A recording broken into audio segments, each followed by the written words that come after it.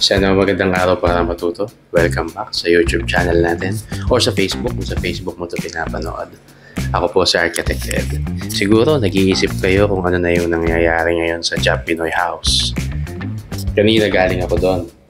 So ito ay isang very quick na update, no? Para makita nyo kung ano ng status ng project. Check this out. Isa namang magandang araw para matuto. Welcome back sa YouTube or sa Facebook page.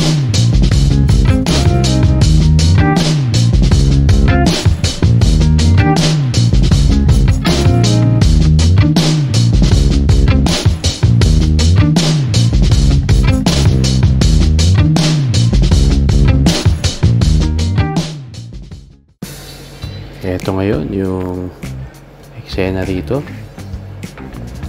Meron na kaming mga poste yan hanggang taas. Ito, ina-assemble nila yung bakal para sa magiging footing, yung natitirang footing doon sa likod. Meron akong dalawang poste rito. All in all, meron na akong 5 poste doon sa 6 na itatayo kong poste. So bawat hukay niyan 2 meters ang lalim ng foundation ko. So malalim, matindi to, malalim, so matibay itong bahay to. Yung isang hinuhukay namin sa likod, yun yung last na poste. Okay.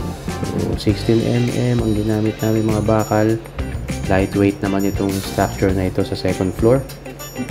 So yan ang configuration ng steel. Meron kaming tie beam paikot. So ito okay na itong isa, natapos na siya. And then itong tie beam na ito, i-connect niya itong mga poste na ito. Meron pa dun, papunta dun sa likod, dun sa nag-iisang poste na yung sa likod. Buo na rin yan.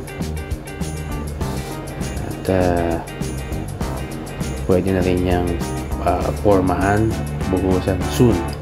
Basta makompleto lang muna namin yung mga footings. Okay, ito yung tinatawag na tie beam. Itong tie beam na to, ang purpose niya, nahahawakan niya o pag kukonektahin niya yung mga poste.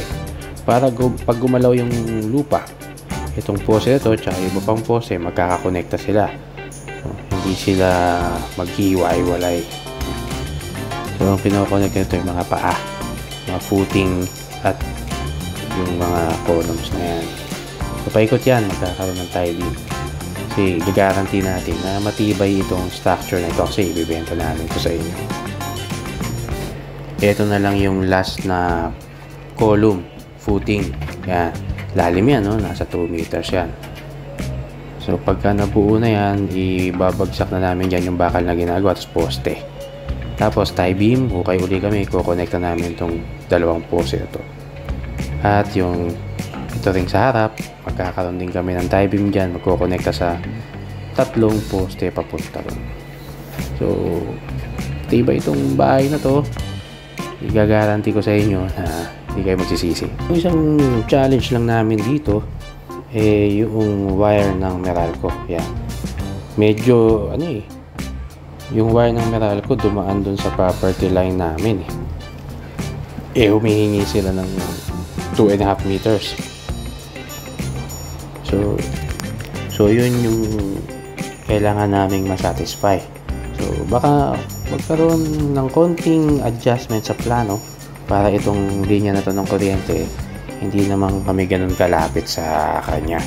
So yun yung magiging adjustment sa plano. Other than that, okay naman lahat.